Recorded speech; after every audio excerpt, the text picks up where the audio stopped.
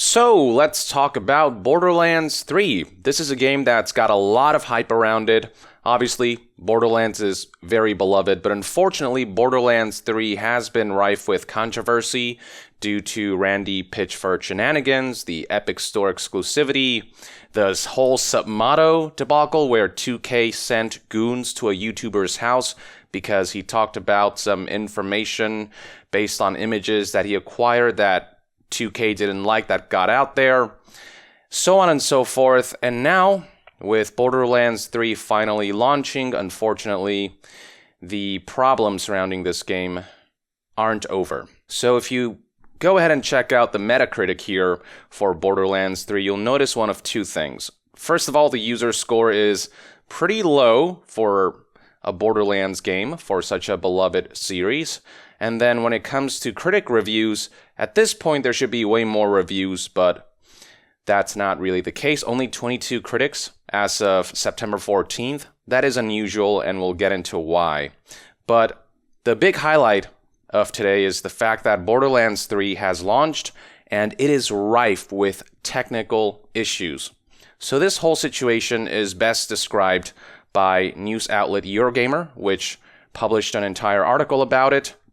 The headline reads, Borderlands 3 is suffering from a raft of technical issues at launch. The relevant portion of the article reads as follows. On console, Gearbox's looter shooter suffers from frame rate problems. Specifically, players are reporting a stutter in the PlayStation 4 Pro's performance mode, which is supposed to give you a 60 frames per second experience.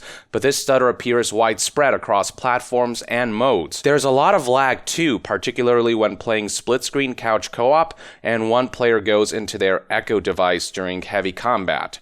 Our Alaryyn, who's playing on PlayStation 4, encountered a strange glitch where one menu screen displayed placeholder text that seemed to refresh itself. And you can see that play out right here. Just some weirdness going on. And then down here, Eurogamer proceeded with this statement. On PC, players are encountering FPS issues too, with stuttering a common complaint. In a tweet, Gearbox said it was aware and looking into it. So here's a tweet from a user who said, any comments on the current PC stuttering issues? The game is unplayable for half your consumer base. Gearbox responded, we have passed the issue along and are looking into it. In the meantime, can you fill out a ticket if you haven't already?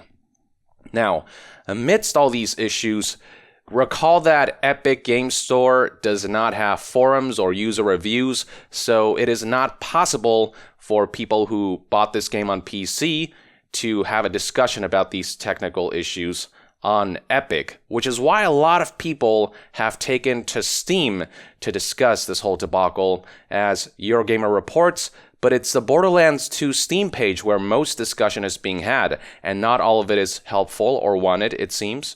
So here's a screenshot, and you can see right here, this is the Borderlands 2 page, and people are discussing Borderlands 3 here. I'm not surprised by this. After all, the Borderlands community stems in large part from Steam. Borderlands started on Steam, which is why so many people are disappointed that the series suddenly shifted to Epic when there's such a big community here.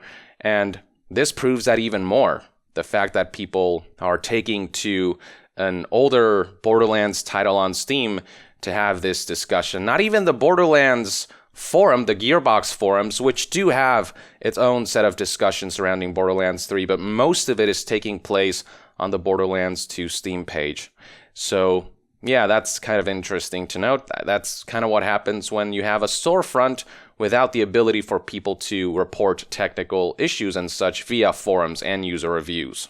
And this Reddit user further highlighted all of this in the game's subreddit. It's got 7.9 thousand upvotes already from 19 hours ago, and it's got a 94% approval rating. It reads as follows. Can we have a discussion about the ridiculousness that is Borderlands 3's console performance? This is mainly in regards to the PS4 Pro version, but if the PS4 Pro is having this much trouble, I can't imagine the PS4, Xbox One, or Xbox One X is doing much better. So for those who are not aware, when Borderlands 3 first launches, you're given the options of setting the visual mode to either resolution or performance, similar to games like Monster Hunter World. The issue here being that performance mode gives you a 30 frames per second experience that stutters at times, while the resolution mode gives you a sub 25 frames per second experience with motion blur cranked so high that you can't even tell if there's any noticeable increase in fidelity. This shouldn't just be an afterthought that people discuss 2 weeks from now when the reviews start coming in from your common YouTuber. This should be at the top of all discussions regarding Borderlands 3. Further highlighting the issues that Borderlands 3 is plagued with are comments in the Eurogamer article that I previously took a look at. This one user had the following to say: observations on the PC version. For reference, I'm a huge fan of the Borderlands series and did an Epic Games Store pre-order for the top-end version of Borderlands 3. So I'm not trying to stick the knife in, these are just some observations based on experiences playing it. DirectX 12 mode is completely broken. Don't touch it. In 2016, calling your DirectX 12 mode a beta and having it be horribly bugged was one thing. In 2019, it's something else entirely. Don't use borderless window mode. It has all kinds of glitches and performance hits. I've managed to run back-to-back benchmarks, which on my PC, i9-9900K, 2080 Ti, give 41 frames per second in borderless window and 78 frames per second in exclusive full screen. Borderless window also forces VSync on. This is bad. VSync needs to die in a fire for the input lag it imports. Whatever your settings, there is random stutter. I'm running in DirectX 11 4K Ultra and it is mostly fine, but every so often it will get a few seconds with heavy, random stutter running off of an NVMe SSD, so unlikely to be a data streaming thing. Finally, control options are horribly confused. Vehicle controls are awful by default. Vehicle movement tracks camera movement, so you can't drive one direction and shoot another. This can be adjusted in the menus. However, on PC, even if you're playing on mouse and keyboard, the options to fix things are on the controller menu. Weird. So just a lot of jankiness.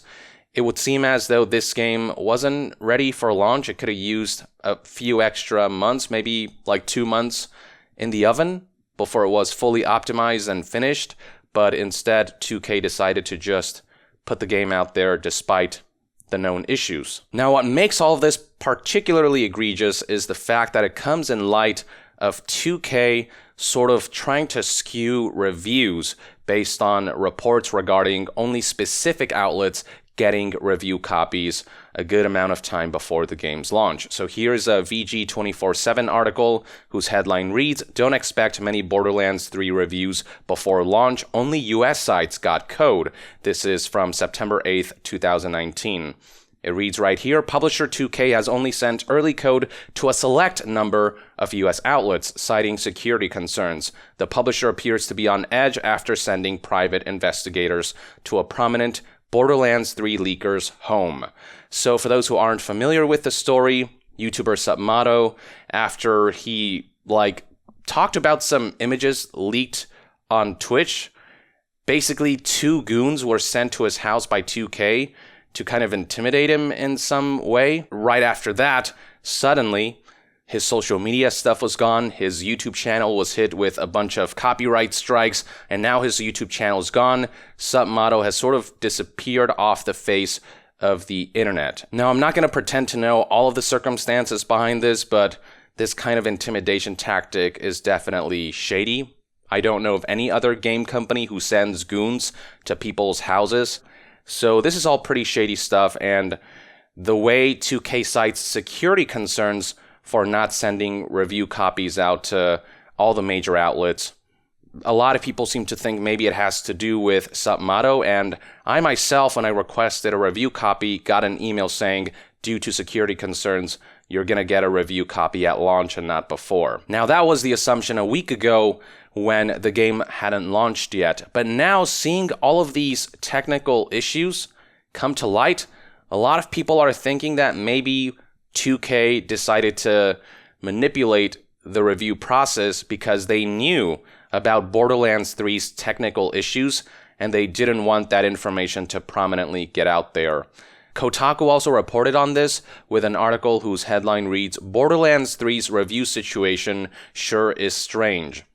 And then the article continued, Borderlands 3 reviews hit the internet this morning, but only a select few websites, thanks to a bizarre scenario that publisher 2K says is in place because of security concerns. Typically, video game reviewers work off early retail copies of games provided by publishers. In the case of Borderlands 3, which comes out Friday for PC and consoles, things are unusual. Rather than sending out codes for the game, 2K gave reviewers special Epic Game Store accounts loaded up with early work-in-progress builds of Borderlands 3, a bizarre scenario that we have never seen before. As Polygon explained in their review, 2K Games and Gearbox didn't send out review codes for Borderlands 3. Instead, they set reviewers up with new Epic Game Store accounts with the game unlocked, and gave us a few warnings about the game being a work in progress. They asked us to stay away from the DirectX 12 implementation, for example, and told us that our progress in these builds may or may not carry to the final game. As a result, Polygon reviewer Ben Kuchera wrote, he and some of his colleagues ran into some severe technical issues, including random crashes and in one case, someone losing 6 hours of progress and having to start from scratch. Some other reviewers complained of technical problems, others did not. So it would seem as though 2K was very much aware of Borderlands 3's severe technical issues, given that they warned the reviewers about this stuff. The few reviewers they did send out, not review copies, but rather separate Epic Game Store accounts of a not complete build of Borderlands 3. This whole situation with how the reviews are handled in conjunction with the technical issues featured in the final game, it does not paint a pretty picture. A lot of outlets have expressed their grievances about all this. For example, Eurogamer wrote back in September 9th, as I write this though, we have yet to receive a review code and we're not the only publication to be in that situation. Publishers are entirely free to hand it out at their own discretion.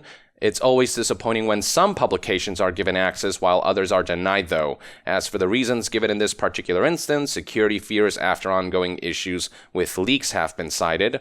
From my own understanding, it seems that several US sites have access to code, while many European ones don't. As is often the case, logic doesn't necessarily apply. Now, Giant Bomb apparently was given a different reason for why they weren't handed out a review copy. In their most recent podcast, one of the hosts said this, we were told, and I'm paraphrasing here, but we were told by 2K PR representative that based on the sentiment of our E3 coverage, they were going to send it to us a little closer to launch. They wanted to micromanage reviews for a good day one Metacritic. So there's affirmation right there. Basically, Giant Bomb didn't have favorable coverage, perhaps, when they played the game at E3. 2K looked at that and they went, well, they're not getting a review copy days before launch. They're going to get one on the day of launch, after the reviews that we want to put out there have shipped. Here's a statement from IGN's Dan Stapleton. It sucks to hear that 2K's been picking and choosing which outlets get Borderlands 3 codes and which don't based on the tone of their coverage. That practice is bad for all reviewers. Even if you get a copy this time, next time, who knows? This kind of thing is also shitty for those of us who did get copies in advance because it makes us look like we're doing something potentially unethical to earn them. 2K has already proven with the whole Submotto situation, with the way they sent goons to this YouTuber's house, that they're really gonna go out of their way to control the message surrounding their upcoming releases, the marketing of their upcoming releases.